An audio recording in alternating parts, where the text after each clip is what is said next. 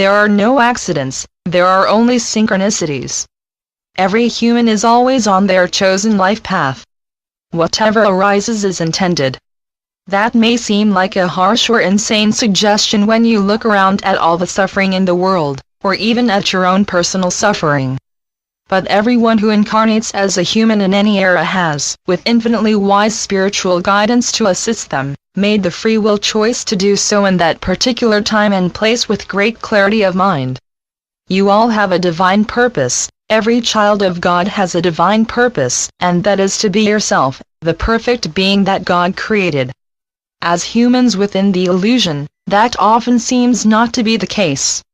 By incarnating, you enter the illusion, a place of forgetfulness, memory loss, and, in truth, insanity. Your purpose, every human's purpose, is to awaken from the illusory dream or nightmare, and help others to awaken, in order to be once more yourselves. However, when you constructed the illusion, you used your infinite divine power to do so, and you intended to make it appear absolutely real, and in this you succeeded. Everyone on earth is a child of God, a divine being, absolutely perfect, because what God creates can only be perfect. However, as you grow from infancy, the faint memory of the spiritual realms that was with you initially fades from your conscious awareness, and so you learn the rules of the race, culture, and creed or belief system into which you were born as a matter of survival. Not conforming leads to disapproval and often to punishment, so mostly you conform. Yes, you rebel when you think no one is watching or when you think you can get away with it. And then as young adults, depending on the effectiveness of the acculturation, brainwashing that you have undergone, you enter the adult world, the workplace, with a set of firm beliefs that guide you in your daily lives. At some stage in your life between adolescence and old age, events occur, or ideas come to mind that set you to questioning those beliefs, and you either reaffirm them, modify them, or break from them completely. In the latter case they are frequently replaced by totally opposing beliefs, which mostly have no more validity than the ones you chose to discard, to which you then give your wholehearted support.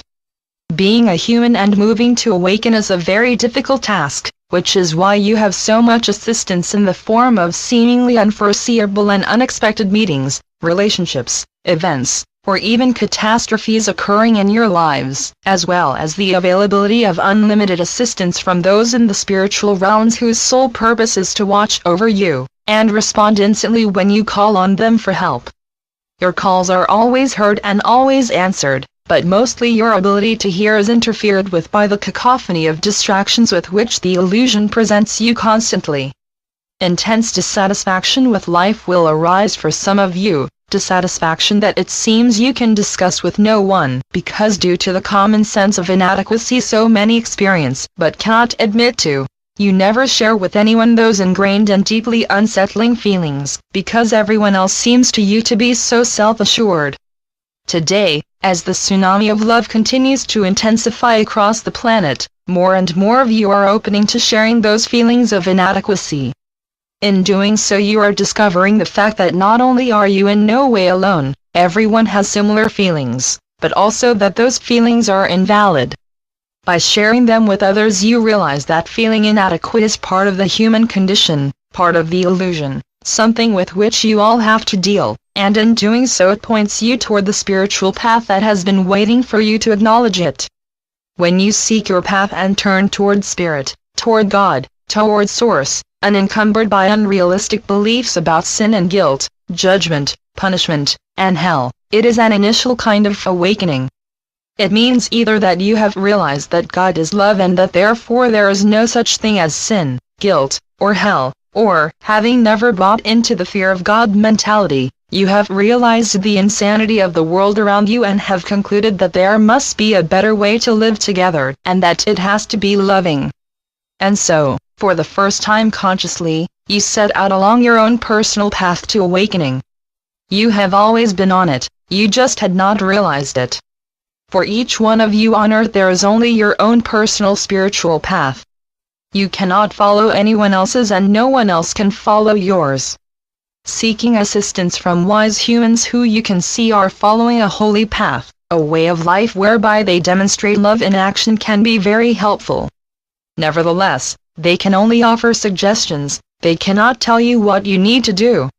That is something you have to decide for yourselves using your inner knowing, your intuition, your higher or real self for the necessary confirmation.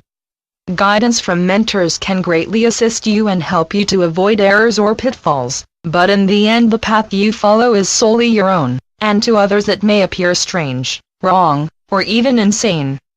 To return to the standard advice I offer you in every message, it is absolutely essential that you go within daily, to your inner sanctuary or temple where the light that you share with God burns inextinguishably, and open your hearts to the boundless love that is offered to you. You are only seemingly separated from it by an extremely thin veil, and as you practice, your daily visits within, strengthens and becomes an effortless part of your daily lives, that veil will gently fade away until you can feel the presence of God within you. You and God are one, and you cannot remain forever unaware of this divine truth. Your awakening is divinely assured.